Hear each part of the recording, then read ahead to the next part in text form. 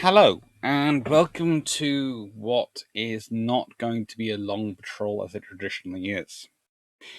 And the reason it's not going to be a long patrol as it traditionally is because Norway 1940 is, and this is after paring down,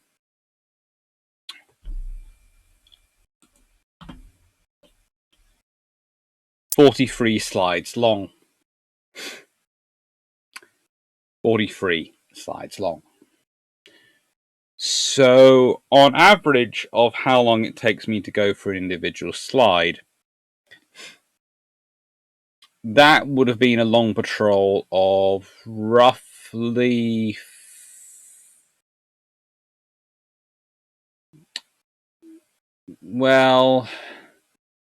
how do I put this? It would have been a long patrol of roughly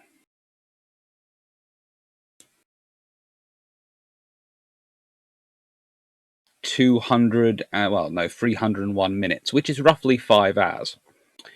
Roughly, and considering how many slides in there, how many chances there were for me to go wandering off topic and come back to it, and the fact that this is going to touch on about 3 topics which I am prone, according to my students at least, to give fulsome vent to my opinions on, including the group which I consider the definition of proof that you can actually be too much an idiot to be a useful idiot. I didn't think it likely. So, I have divided it up into 5 parts, broadly speaking. And so this is part 1 of 5. And strange enough, this is the introduction.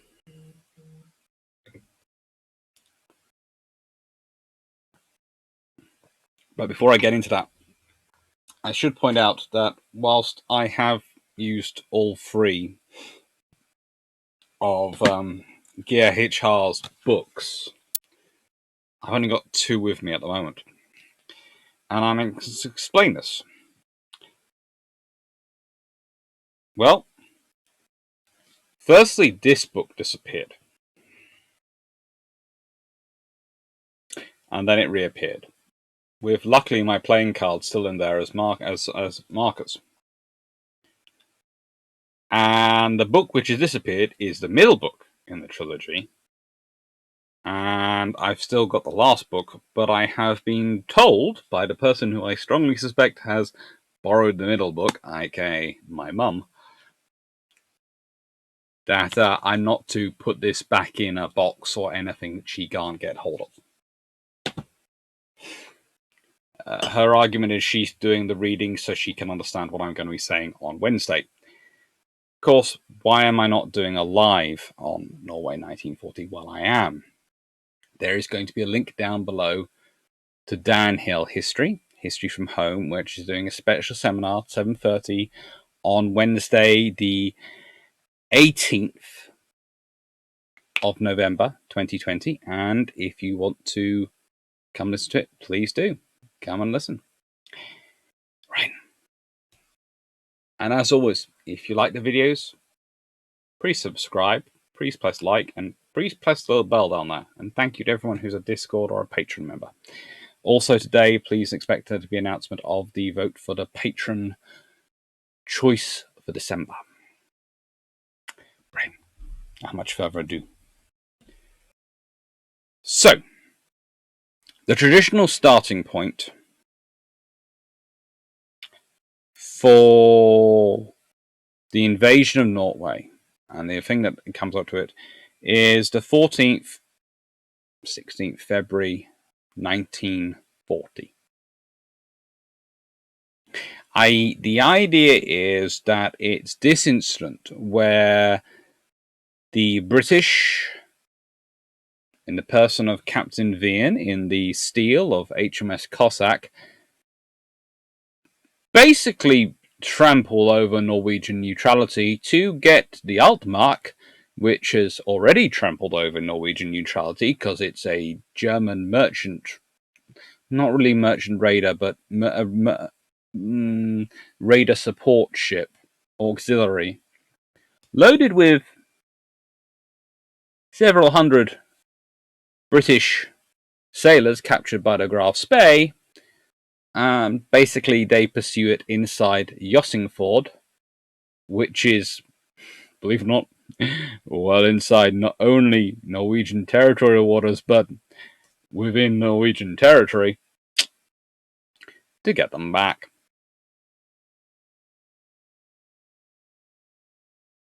Now, this incident enrages Hitler, and when Germany does take over Norway very soon afterwards, a monument is erected to the attack on the Altmark by British pirates. After the war, some Norwegian government officials write to, but by that point, Admiral of the Fleet Philip Vian,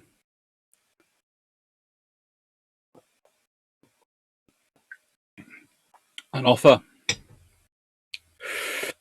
to remove this insulting sign. He doesn't think it's insulting. If you want to hear more about the Altmark incident, there are other videos I've done, and I will have linked down below. But the thing I want to get into with the Altmark incident is that it's very much a pressure cooker. And I've got a good example, because the Altmark incident is a classic example of the Norwegians trying to use their neutrality and trying to preserve it, because they are caught between a strategic vice. Literally, it's the devil in the deep blue sea. The British are the deep blue sea. You can all guess who the devil is.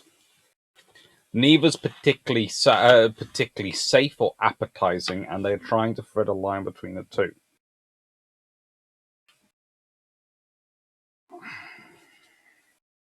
So here's the thing.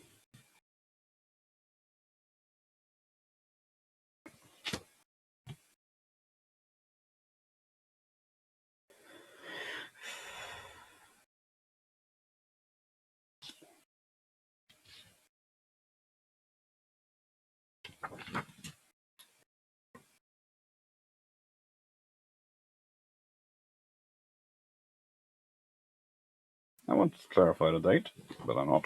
Ah, well. So this is the day.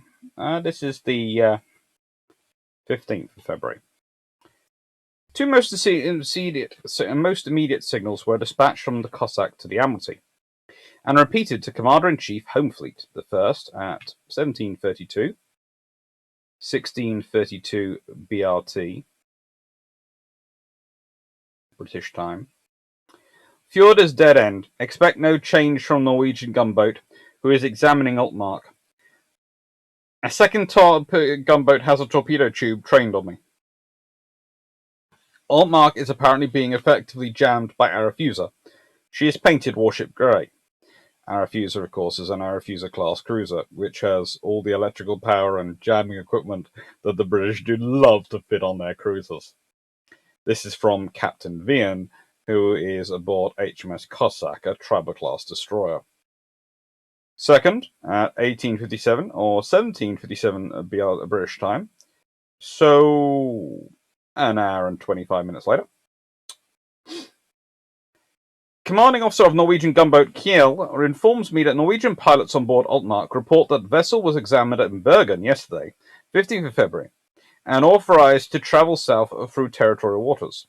He said that the vessel was unarmed and nothing was known of British prisoners. I have withdrawn outside territorial waters and await your instructions. Have stopped Arethusa jamming. Dow was in an awkward position. Captain Dow is the commander of the Altmark. Was an awkward position, but considering his ship was safe as long as he remained inside Jossingford, with the Norwegian ships between him and the British, he felt safe. Now, here's the thing. The British were fairly sure of their intelligence about the Altmark and the cargo she carried, to such an extent that, if I expand this, they had dispatched under Wien not just one tribal class destroyer, but 4. So he had Cossack, his ship, Maori, Sikh, and Nubian. They also had 2 I-class destroyers, Intrepid and Ivanhoe, both which were fitted and carrying some mines, and HMS Arethusa. And they actually had crew from one of Arethusa's sisters making up their numbers because they had some sickness themselves, but also to provide boarding parties. They had about a 48-person boarding party ready to go.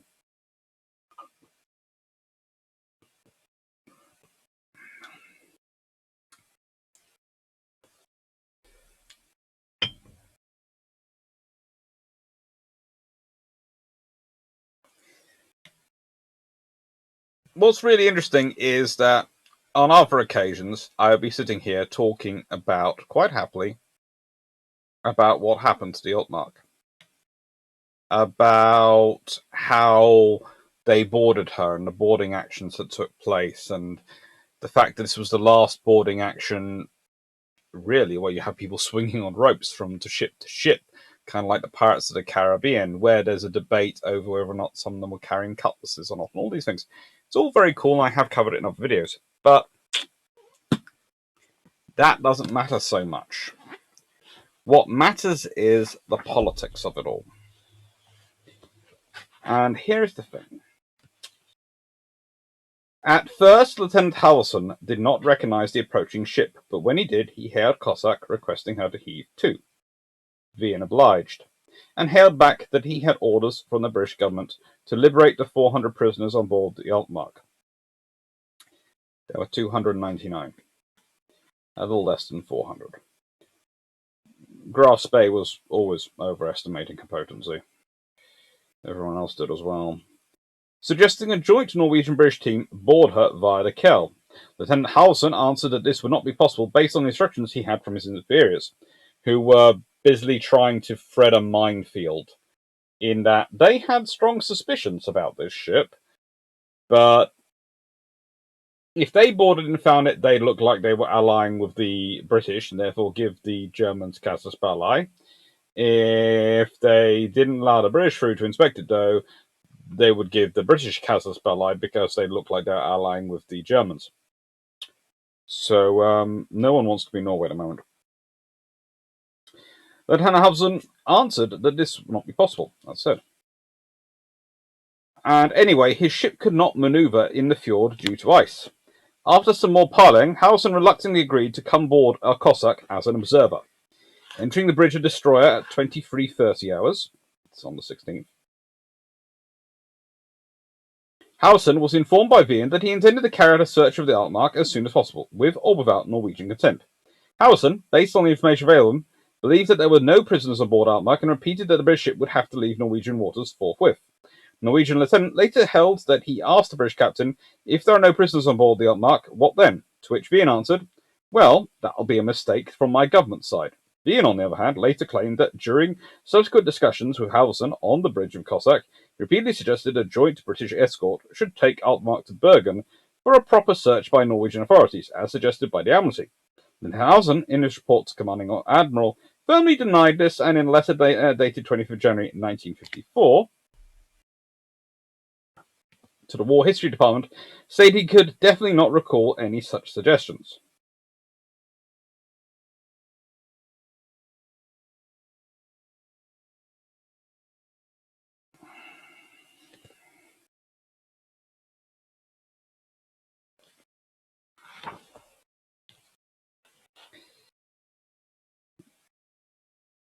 Now, I could say my own points here.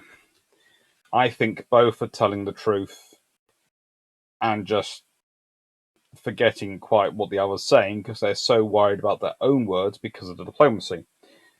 But I will give you the words of Geir H. Ha, who is one of my favourite historians ever. I love his books.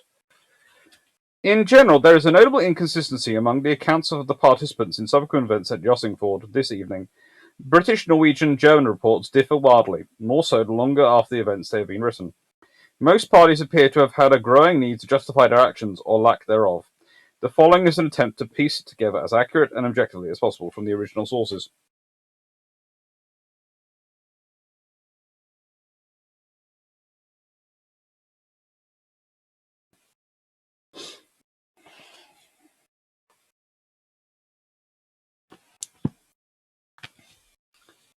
The British find their prisoners. The Germans end up making a big thing of taking their dead off the ship, although honestly not many seem to die in the action. Most of them tend to flee over the ice.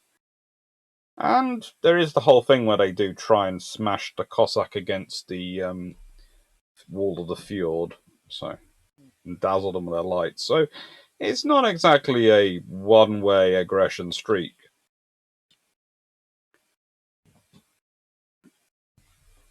But this is the incident which is often picked on. I don't agree with that, and in subsequent videos I'll be explaining why.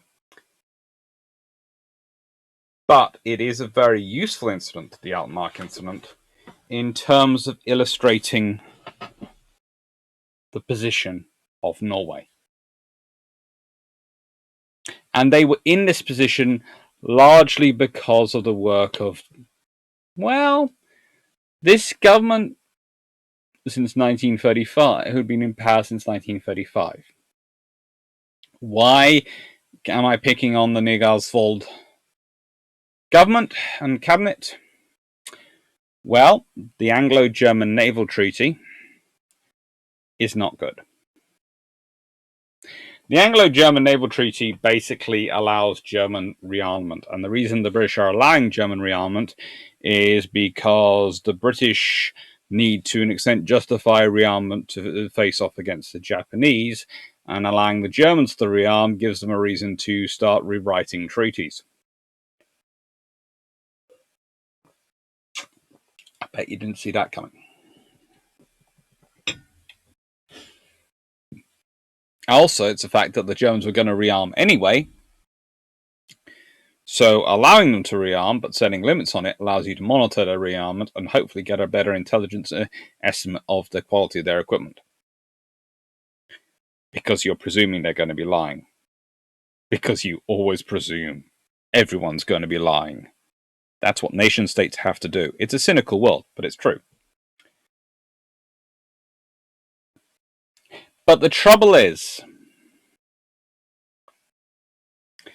this is a government committed to peace. They are, domestically, they get re-elected, and they seem to be fairly good people domestically. Foreign policy and defense-wise, they're terrible. They are terrible. They are afraid of everything. And I can understand why. And we'll get into some of this discussion when we're talking about Karl Fleischer and all these things. But there are all sorts of issues with this particular cabinet, with this particular prime minister, with this particular or a group of people. Now,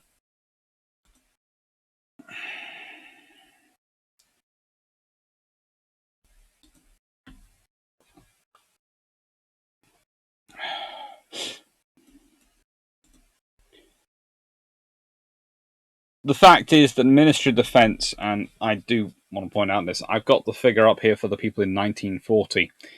But the fact is, prior to that, there'd been Christian Frederick Monson, who'd done March 1935 to November 1935, Adolf Inredo, who done November 1935 to December 1935.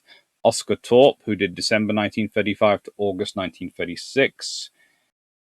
And then Christian Frederick Monson, who done August 36 to December 1939. And had arguably caused so much trouble in the Ministry of Defense and in the armed forces, and so many issues, and he was a politician for both the Labour Party and the Communist Party in his time, that Nugasvod, who is not the strongest on foreign policy, has to appoint to appease people a guy called Bergen Lindberg, who is a Norwegian military officer, politician for the Conservative Party, and doesn't trust the government, but is absolutely apoplectic about communist Russia, is very worried about the winter war scenario, and is also useless. And I have to say this at this point: Norway, you are a proud and glorious country. Why in all things of holy did you manage to have such terrible politicians in this period when you really needed decent ones? And I know this is a country, we currently look around the world, we can all see this, but seriously, Norway was not well served by her politicians at this point. They were domestic policy, fine. Foreign policy, I honestly have no idea. But no. So 1940. Who do you have in post? Well, and how long have they been in post? Let's consider that.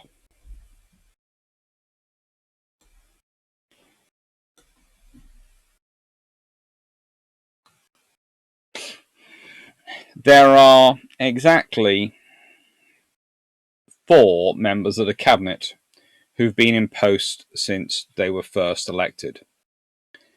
And that is Nygaardsvold, who's the Prime Minister, Gistad, who's the Minister of Agriculture, the Minister of Church Affairs and Education, Niels Helmjet, and the Minister of Foreign Affairs, Halvdan Koht.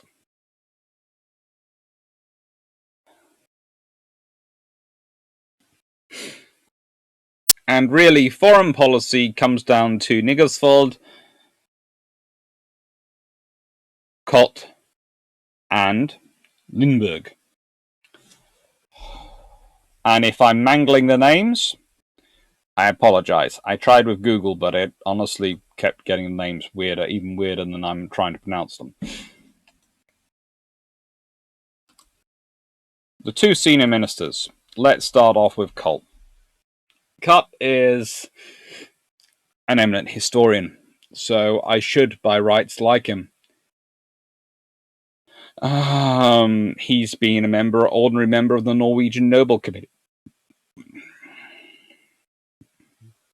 Founding member of the Norwegian Peace Association.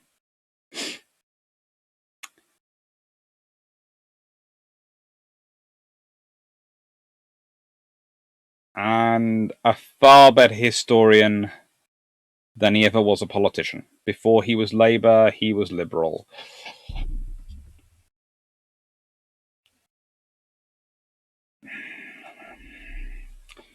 Honestly, as a foreign affairs politician and as the foreign minister,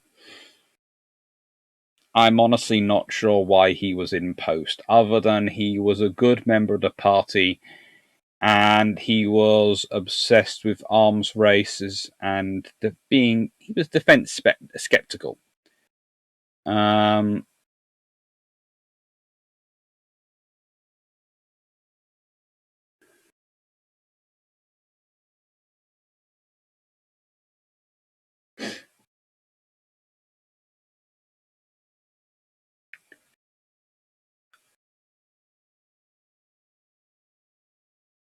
He was very, very pro non-intervention.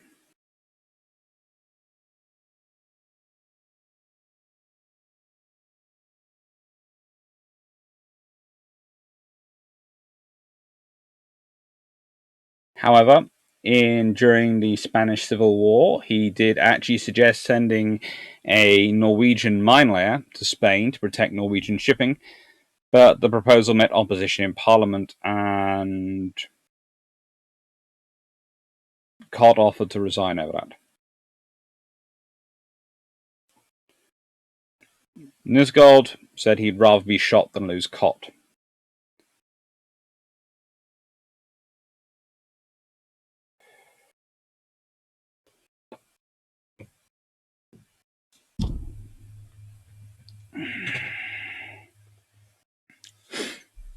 I have respect for them. I have respect for their principles. I have respect for the amount of hard work they do and the efforts they put into things, but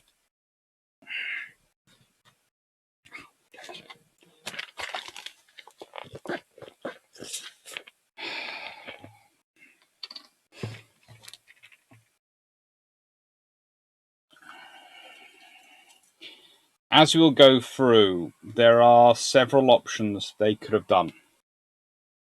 Small things, minor things, which would have made it slightly more secure. And the thing is, it's all right to be a neutral country. In fact, if you want to be a neutral country, I fully support it.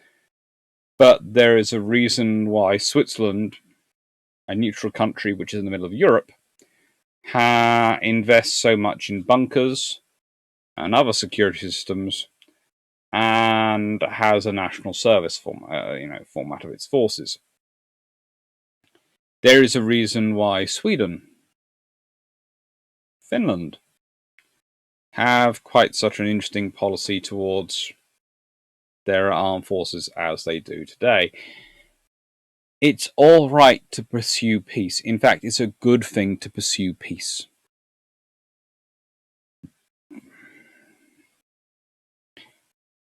But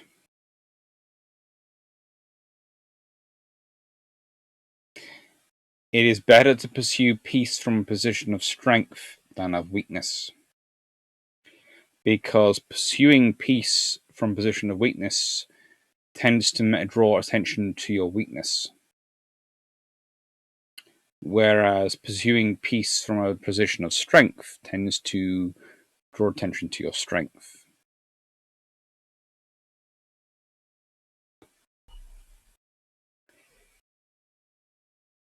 Lundberg.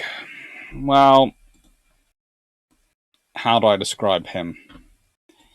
How do you describe Birger Lundberg? Quite difficultly, actually. It's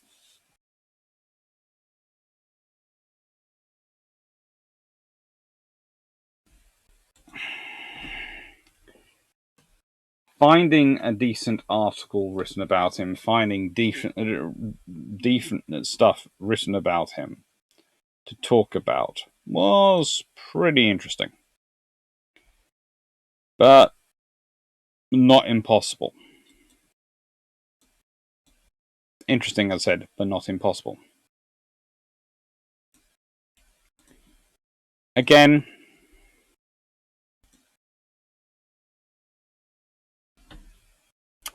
thanks has to go out to Google Translate. Birger Lundberg is Minister of Defense from 1939 to 1941. He is appointed because of his links to the armed forces. He's appointed because their government has been suffering, the government has been split. He has had a fairly successful career. Was a captain in 1916, a major in 1932, lieutenant colonel in 1934. This is a very good career. And Frederick Monson not only caused some issues, he became ill, and so Lundberg was selected.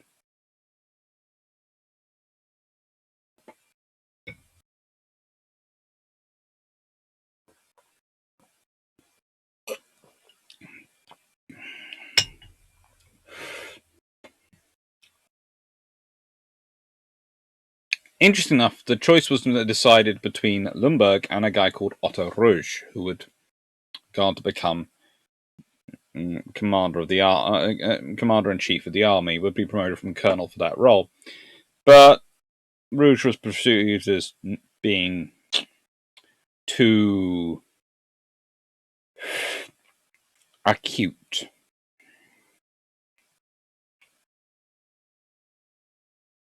I.e., too smart. Lumberg was selected because he was gracious, polite, but rather passive, and would therefore not, whilst could appease the parts of the nation which weren't happy with Labour's track record on the fence, would not actually disrupt their track record on the fence.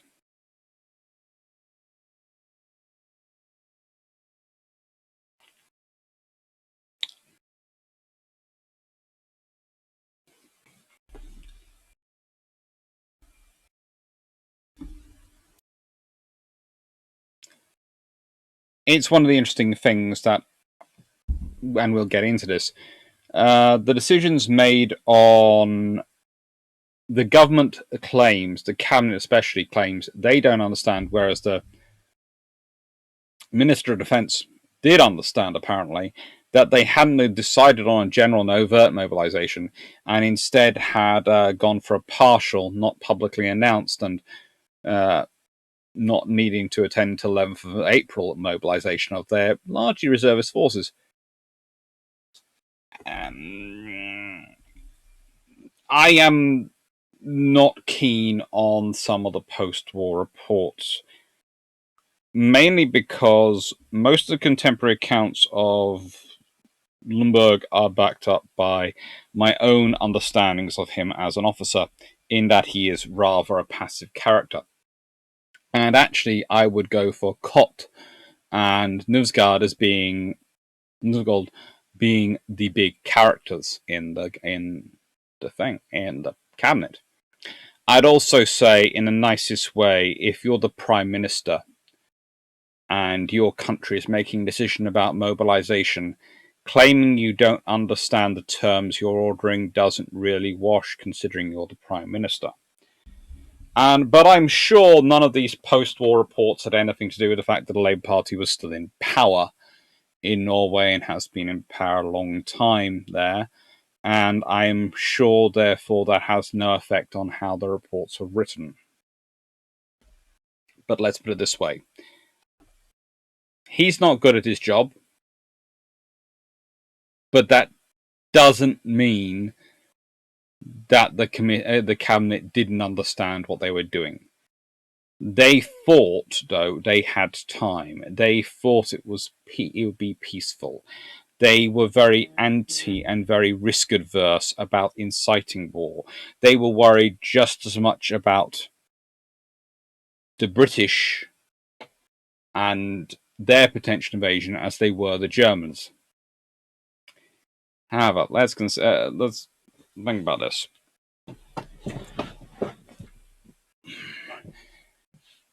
They're planning a very, very gradual mobilization, which is lovely, but problematic because, well, the German form of attack. You see, a gradual mobilization makes sense if you think your enemy is going to turn up in one place at a time. Because, let's say, if you manage to get enough units activated in Oslo and Narvik and Trondheim, then if the enemy lands in Christianland, you can mobilize and get down there. Okay, you have a very proficient armed forces. They're very used to your terrain. You can do it, and if it is the British who come, you can call for the German assistance. If the Germans come, you can call for the British assistance. That is actually why Otto Rouge is so loved by them, because that's his plan of action. But let's consider Operation Wersmung, because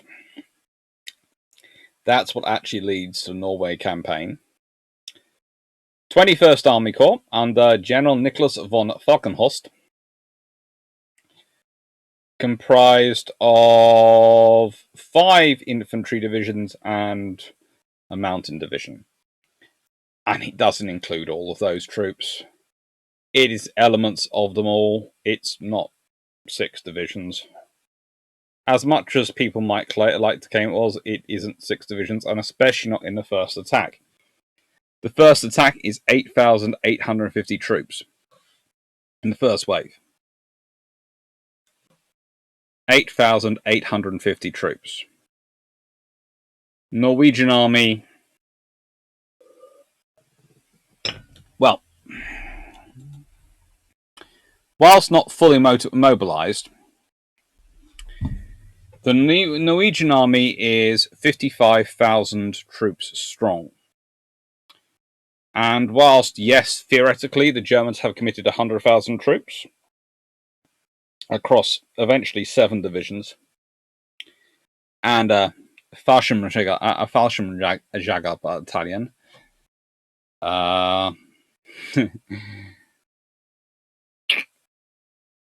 what is that?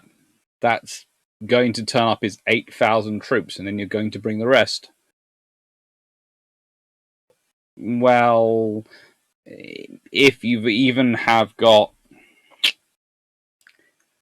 40% mobilization, so 22,000 troops, you should be more than able to resist those 8,000. This is why I say timing matters. And also, then you consider the naval forces that the Norwegian has, the land bases, and the difficulties of terrain. All these things should work in favor of defending powers. There's also but there is the fact that they are planning on attacking in multiple places at once. They are planning to attack in Narvik with Group 1. 2,000 mountaineering troops under General Edward Detail. Now, mountaineering troops are crack troops. They're some of the very best you can get in the German army at this point, and frankly, to have them is an honor, but is also a very sensible, practical thing.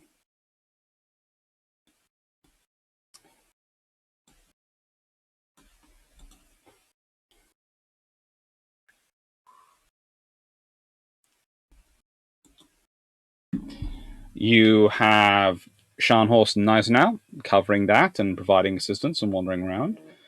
Then you have 1,700 troops with Admiral Hipper and 4 destroyers going to Trondheim. Köln and Königsberg, along with, that's 2 light cruisers, along with the artillery training ship branch, the Schnellboot mothership, or I'm now going to try and pronounce the German, Schnellboot Begelichtsschiff. Schnellbootgelichtsschiff. Karl Peters, 2 torpedo boats and 5 motor torpedo boats, along with 1,900 troops going to Bergen. Group 4, Karish, 3 torpedo boats, 7 motor torpedo boats, a Schnellboot mothership Tsingtao. That name gets everywhere. Going with 1,100 troops going to Arendal and Kristiansand.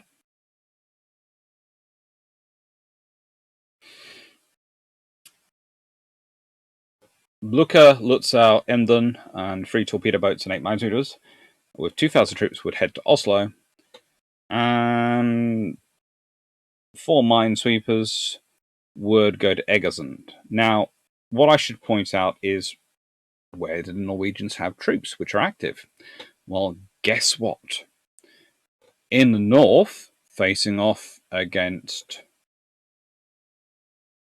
the Winter War and possible incursions from the Soviet Union, you have 6th Division under a Major Karl Fleischer, which I'll get to in a bit.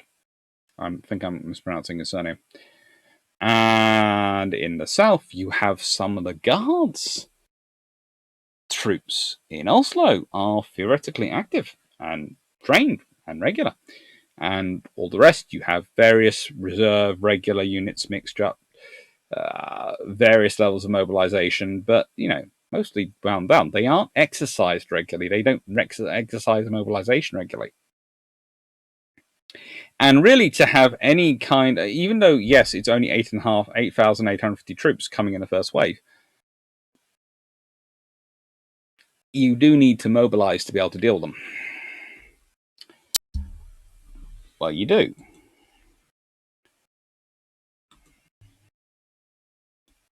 So, we've already mentioned, pardon me, some of the political realities.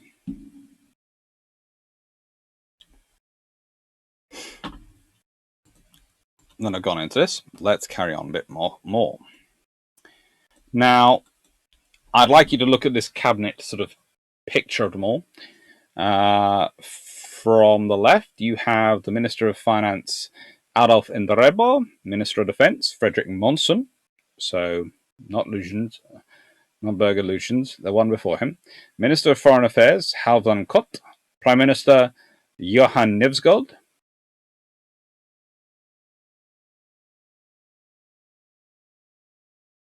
it's number 4.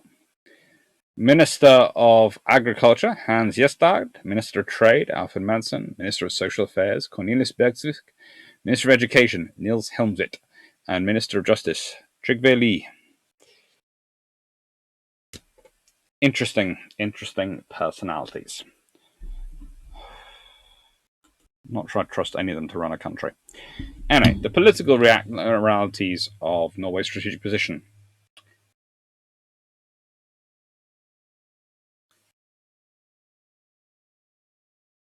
Labour Party were pacifist in their general belief, and Norway was neutral by temperament, pragmatically, practicality, and pragmatism and tradition at this point. Their actual commander of their armed forces, General Christian Lake, who was in command from 1931, had actually been appointed under a Liberal government because he supported defence cuts. Again, if ever a country was poorly served by its military leaders and its civilian leaders, Norway in 1940 is incredibly poorly served. I have heard of Jackie Fisher, who of course claimed he wouldn't put up naval estimates in one at all, sacrificed the presence fleet of the Royal Navy, the presence side of it, that sort of options, to build up the warfighting capabilities while maintaining the budget at the same rate. I can, whilst I personally disagree with that, I can accept that as a policy. I can understand the logic from where he's coming from. Christian Lake should have been disqualified from command for many, many reasons.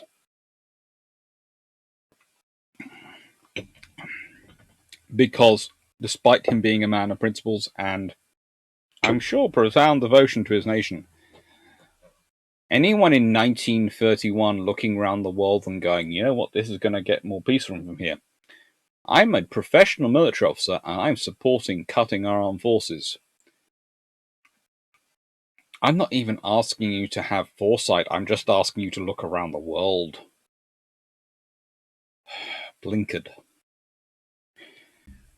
The military realities. Honestly,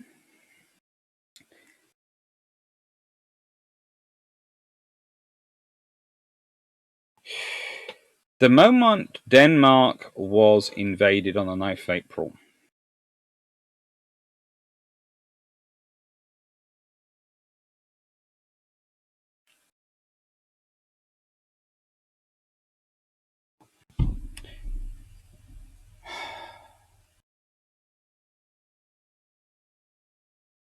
they had very few options. The moment it happens, you have very, very few options.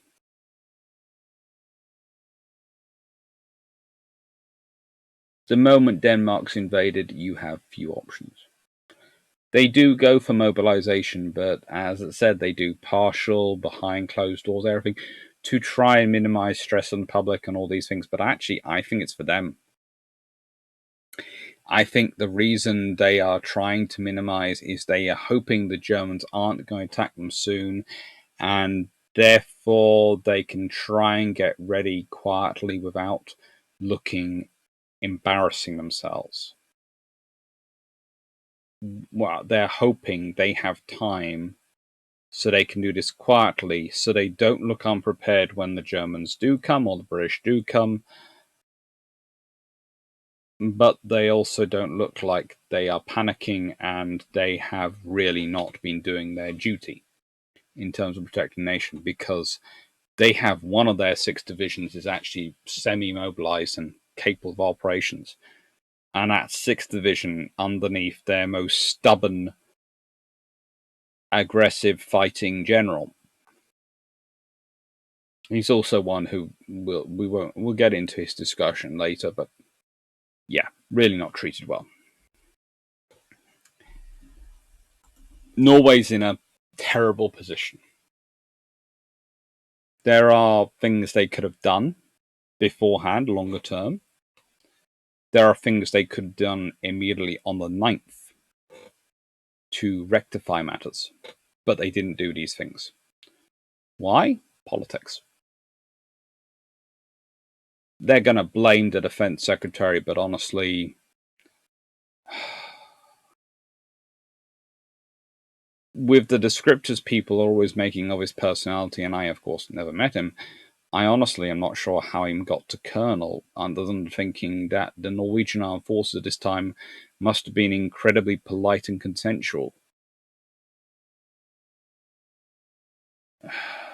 Peacetime armed forces? I have no idea what to put in it, but it's just, I don't know how he got there. So let's consider the invasion of Norway. The Germans strike very quickly. This is the point. They're hitting Denmark and they do Norway almost simultaneously. There is not a lot of time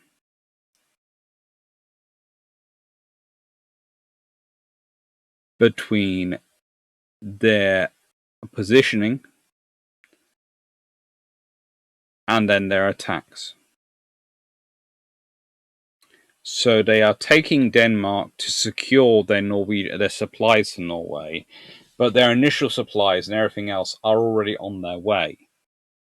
Denmark is not about phase 0 or phase 1 of the invasion of Norway. Denmark is about phase 2 and phase 3. It's about getting the remainder of those divisions. It's about getting the next 90-odd thousand troops to Norway. But saying all I've done about Norway, I don't want you to think it was a cakewalk. There is a picture of a sinking Blucher. There are a few other ships which they lose as well. And there is a whole cavalcade of losses in Narvik, which is once again to some tribal class destroyers, and HMS Warspite, and Warspite Swordfish. But that is for another discussion. The Narvik phase, which will be part 2. So, I hope you've enjoyed part 1 of 5. Thank you very much for paying attention. Hope you liked it. Please remember, if you do like it, please press the like button, subscribe, maybe a little bell down on the left. Right. And thank you. Take care.